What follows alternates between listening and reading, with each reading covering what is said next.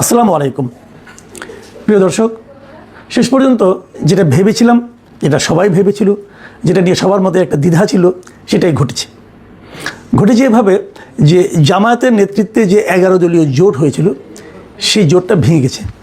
সেখান থেকে বেরিয়ে গেছে আমার বিবেচনায় সবচেয়ে বড় একটা অংশ, সেটা হলো ইসলামী আন্দোলন বাংলাদেশ। মানে চরমনায়ের পীর সাহেবের নেতৃত্বে যে দলটা ছিল ইসলামী আন্দোলন বাংলাদেশ, যাদের নির্বাচনী প্রতীক হচ্ছে হাত পাখা, তারা আর সেই দলে নেই।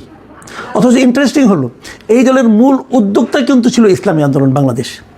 তারা বলেছিল, তাদের মূল যে থিওরিটা ছিল সেটা হলো ইসলামের নামে যে দলগুলো আছে, মানে ইসলাম নামধারী যে দলগুলো আছে সারা দেশে, তাদের যে ভোটগুলো, মানে বাংলাদেশের অনেক জায়গায় কিন্তু আছে যে কিছু লোক আছে, ভোটার আছে, যারা নাকি মুসল্লি ধরনের, ইমানদার ধরনের, পরহেজগার ধরনের লোকজনকে ভোট দিতে চায়। এই যে ইসলামী দলগুলো আছে, এগুলো কিন্তু অনেকগুলো দল, ইসলামী দল, যেমন ধরুন খেলাফত আন্দোলন, বাংলাদেশ খেলাফত আন্দোলন, কি খেলাফত মজলিস, এরকম অনেক দল, নিজামে ইসলাম পার্টি, ইসলামী আন্দোলন বাংলাদেশ, জামাতে ইসলাম, এরা সবাই কিন্তু ইসলামের কথা বলে। কিন্তু তাহলে কোনটা আসল ইসলাম, এটা নিয়ে কিন্তু বিতর্ক থাকতে পারে। আপনি জীবনেও মিলাতে পারবেন না যে কোনটা আসল ইসলাম। সবারই নিজ নিজ কিছু যুক্তি আছে। এক পক্ষ আরেক পক্ষকে বলে যে ওইটা করলে তুমি কাফের হয়ে যাও, তোমার ঈমান নষ্ট হয়ে যাবে, এগুলো বলাবলি করে। কিন্তু এত তাত্ত্বিক আলোচনা না যেয়েও এটুকু আপনি বলতেই পারেন যে দেশে একটা বড় অংশের ভোটার আছেন যারা এত তাত্ত্বিক আলোচনা বুঝতে চায় না।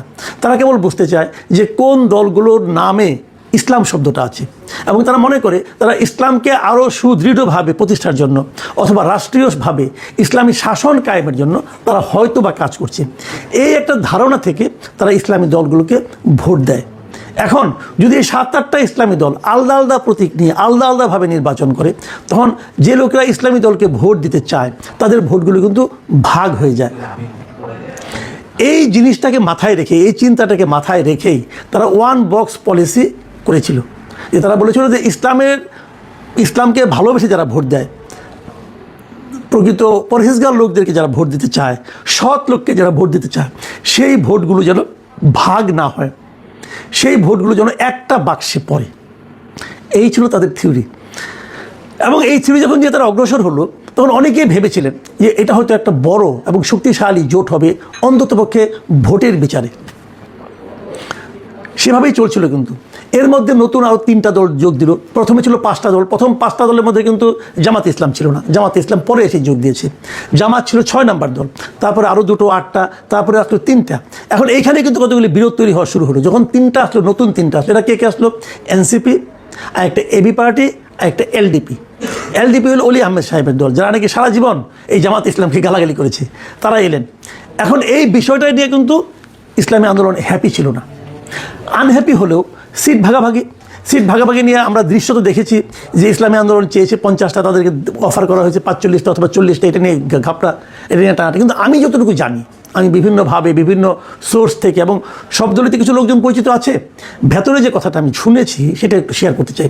সেটা হলো, ইসলামী আন্দোলন কোনো অবস্থাতেই জামাতে ইসলামকে 150 আসন দিতে চায়নি।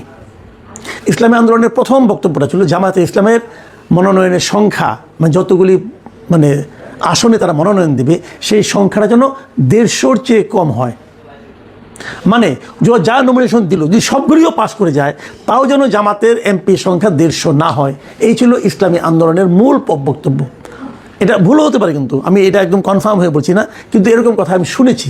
কারণ তাদের বক্তব্য হলো যে যদি জামাতে ইসলাম নিজেই পুরো অন্যদের চেয়ে বেশি হয়ে যায় সবগুলোর চেয়ে, তাহলে সেটা পরবর্তী সময়ে জামাত যে ইসলামের প্রচারণা চালায়, জামাত যে ইসলামের কথা বলে, তার সঙ্গে ইসলামী আন্দোলন এবং অন্যান্য এই দলগুলোর এক ধরনের বিরোধ তৈরি হতে পারে। এটা ছিল মূল ইস্যু, এবং এই ইস্যুটা কখনোই জামাতের পক্ষে মানা সম্ভব নয়, এবং যে কারণে এটা শেষ পর্যন্ত কিন্তু ম্যানেজ হয়নি। ইসলামী আন্দোলন এখন একা ইলেকশন করছে। তারা 270টা আসনের মনোনয়ন দাখিল করেছিল তাদের দলের, তার মধ্যে 2টা বাতিল হয়ে গেছে, আর 268টা আসনে তারা ইলেকশন করছে। তারা আর জামাত ইসলামের সঙ্গে নেই। এখন কেন নেই, এই কথার জবাবে আমি ভেতরে যেটা বললাম সেটা তো আমার একটা স্পেকুলেশন বলতে পারে না, এবং দুইজনের সঙ্গে আলাপ করে আমি যেটা বুঝেছি সেটা আমি বললাম। কিন্তু তারা তো এটা মুখে স্বীকার করে না, তারা মুখে বলছে 5টা কারণের কথা। সেই কারণগুলি কী কী? মূলত সেই কারণগুলি নীতিগতভাবে, নৈতিকভাবে।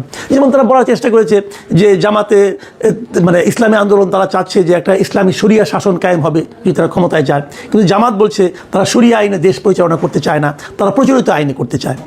ইসলামী আন্দোলন বলছে যে এই দেশে যত রকম অনিয়ম, দুর্নীতি, এই সবই হচ্ছে প্রচলিত আইনের কারণে। এর বিপরীতে শরিয়া আইন কায়েম করলে একমাত্র এই সমস্যা থেকে সমাধান মিলবে। কিন্তু এই জায়গাটা তো একটা মৌলিক নীতিগত পার্থক্য। এই পার্থক্যের জন্য তারা জামাতকে দোষী করতেছে, তারা রাজি না এর সঙ্গে। এবং আরও নীতিগত প্রশ্ন তারা এনেছে যে জামাতের আমির তারেক রহমানের সঙ্গে দেখা করেছেন, দেখা করে তারপরে হয়তো তারা যৌথভাবে, ঐক্যবদ্ধভাবে অথবা একটা সমঝোতা সরকার করতে যাচ্ছেন। এটাও ইসলামী আন্দোলন কিন্তু পছন্দ করছে না। এই ধরনের অনেক কিছু হতে পারে। কিন্তু এদিকে আবার আরেকটা কথা আমি বলে নেই, এই যে ভেঙে যাওয়াতে লাভ হলো কার? একটা কথা ভাবুন, ইসলামী আন্দোলন কিন্তু এরই মধ্যে একটা মোটামুটি বড় দলে পরিণত হয়েছে। আমি এই কথাটা আগেও বলেছি বহুবার, আবারও বলি, এই বাংলাদেশে এখনও কিন্তু অনেক জায়গায় ভোট হয় মার্কা দেখে। অনেক সময় প্রার্থীটাকে এটা ইম্পর্টেন্ট না, মার্কাটা কি, মানুষ কোন মার্কাগুলিকে চেনে। বাস্তবতা হলো এদেশের মানুষ এখন পর্যন্ত গত কয়েক বছরের ইতিহাস থেকে আমি বলতে পারি মার্কা চিনে কয়েকটা। একটা হলো নৌকা, একটা ধানের শীষ, একটা লাঙ্গল, আর একটা হাত পাখা। আপনারা যদি বলবেন তাহলে আমি দাঁড়িপাল্লা বললাম না কেন? দাঁড়িপাল্লা বললাম না কারণে একটা কথা মাথায় রাখেন, 2008-এর ডিসেম্বরে যে নির্বাচনটা হয়েছিল, সেই নির্বাচনের পর আর কোনো নির্বাচনে কিন্তু দাঁড়িপাল্লা প্রতীকটা ছিল না। 2014-তে জামাত ইসলাম তো নির্বাচনে অংশই নেয় নাই, দাঁড়িপাল্লা কেউ দেখেনি। তারা কোনো উপনির্বাচনও করেনি, দাঁড়িপাল্লা কেউ দেখেনি।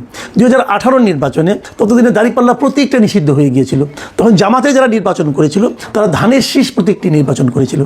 এমনকি এই যে আজকে যে জামাতের আমির ডাক্তার শফিকুর রহমান, উনিও কিন্তু ধানের শীষ প্রতীক নিয়ে নির্বাচন করেছিলেন। জামাতের নির্বাচন কেউ করে, দাঁড়িপাল্লা ছিল না। 2024-এর নির্বাচনে দাঁড়িপাল্লা মার্কা ছিল না। তাহলে 2009-এর পরে এই এত বছরে বাংলাদেশের নির্বাচনের মাঠে দাঁড়িপাল্লা প্রতীক কেউ দেখেনি। বরঞ্চ এই সময়ে হাত পাখা মানে ইসলামী আন্দোলন প্রায় প্রতিটা নির্বাচনে অংশ নিয়েছে, এবং তেমনকি তারা স্থানীয় সরকার নির্বাচনে অংশ নিয়েছে, মেয়র নির্বাচনে অংশ নিয়েছে। এগুলো করে করে তারা কিন্তু বেশ একটা ভালো অবস্থানে চলে গিয়েছিল। আপনি তো বলবেন যে হ্যাঁ জামাত সে সময় সক্রিয় ছিল না বলে জামাতের ভোটগুলো ইসলাম আন্দোলনে গিয়েছিল। হ্যাঁ, এটা হতে পারে, জামাতের ভোটগুলো ইসলাম আন্দোলনে গিয়েছিল। যে ইসলাম পছন্দ ব্যক্তিদের ভোটগুলো একটা বাক্সে নেওয়ার যে ফর্মুলা, এই ফর্মুলাটা তখন কিন্তু অটোমেটিক কার্যকর হয়ে গিয়েছিল। এই জন্য হয়তো ইসলামী আন্দোলনের ভোট একটু বেড়েছিল। কিন্তু পাশাপাশি এটাও সত্য, ইসলামী আন্দোলন এই সময়ে এই ফাঁকা মাঠে তারা কিন্তু ইসলামী রাজনীতির একটা ভ্যাকুয়ামকে কাজে লাগিয়ে বেশ ভালো একটা ভোট ব্যাংক করতে পেরেছে। কাজে ইসলামী আন্দোলন কিন্তু একটা আমার বিবেচনায় একটা বড় দল, একটা বেশ বড় দল। এখন সেই ইসলামী আন্দোলন যখন সরে যায় তখন কিন্তু জামাতের যে জোট, সেই জোট কিন্তু ক্ষতিগ্রস্ত হবে, বেশ ভালোভাবে ক্ষতিগ্রস্ত হবে। ক্ষতিগ্রস্ত ইসলামী আন্দোলন হবে, কারণ অনেক জায়গায় জামাতের তো খুব ভালো ভোট ব্যাংক আছে, সেই ভোটগুলো ইসলামী আন্দোলন পেত। আর বাকি যে দলগুলো আছে এই দলগুলোকে আমি খুব একটা গুরুত্বপূর্ণ মনে করি না। কি এনসিপি, কি এবি পার্টি, এদের কোনো ভোট ব্যাংক নাই রে ভাই। কি মামুনুল হকের দল, এদের কোনো ভোট ব্যাংক নাই, খুবই অল্প। কাজে এখানে মূল ভোট ব্যাংক আছে জামাত ইসলামী এবং ইসলামী আন্দোলন। এই দুটো এক থাকতে পারলে এরা কিন্তু একটা শক্তিশালী প্রতিদ্বন্দ্বিতা গড়ে তুলতে পারতো। কার সঙ্গে তুলতে পারতো? বিএনপির সঙ্গে তুলতে পারতো। আর যখন তারা ভেঙে গেল, লাভ কার হলো? লাভ হলো বিএনপির। সিম্পল, লাভ হলো বিএনপির। আচ্ছা একটা কথা বলেন তো, এই যে বিএনপির এত বড় একটা লাভ হলো, এর পেছনে কি বিএনপির কোনো ধরনের ইনভেস্টমেন্ট ছিল না? এর পেছনে কি বিএনপি কোনো ধরনের চেষ্টা চরিত্র করেনি? ভাই, বিএনপি তো একটা রাজনৈতিক দল, এটা তো কোনো চ্যারিটি অর্গানাইজেশন না, এটা তো কোনো দাতব্য প্রতিষ্ঠান না। বিএনপি একটা রাজনৈতিক দল, এবং এই রাজনৈতিক দলকে কোনো রাজনীতি এখানে করেনি। করেছে কিনা আপনারা খুব শিগগিরই বুঝতে পারবেন। অনেকে তো এমনও বলাবলি করছেন যে ইসলামী আন্দোলনে বেশ কিছু প্রার্থী এখন দেখবেন বের হয়ে আসবে সেই জায়গাগুলোতে বিএনপির প্রার্থীর দুর্বলতার কারণে অথবা নিষ্ক্রিয়তার কারণে। যদি সেরকম কিছু হয় তাহলে আমি মনে করব যে জামাতে ইসলামী, যা নাকি এতদিন ধরে নানা রকম কূট কৌশলের জন্য বিখ্যাত হয়ে উঠেছিলেন, গুপ্ত রাজনীতির জন্য বিখ্যাত হয়ে উঠেছিলেন, তাদের জন্য বোধহয় একটা বড় ধরনের ধাক্কা এবার নির্বাচনে পড়বে। প্রিয় দর্শক, এখন এই পর্যন্তই। আল্লাহ হাফিজ।